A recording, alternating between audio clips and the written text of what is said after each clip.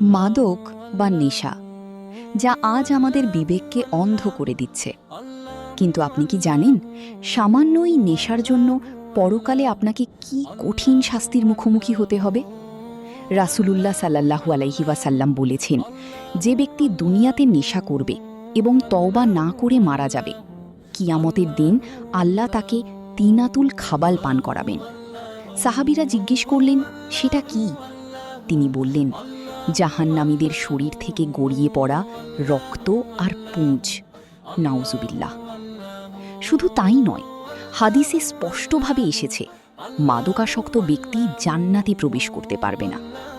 নেশা কেবল আপনার শরীর ধ্বংস করে না, এটি আপনাকে আপনার সৃষ্টিকর্তার রহমত থেকেও দূরে সরিয়ে দেয়।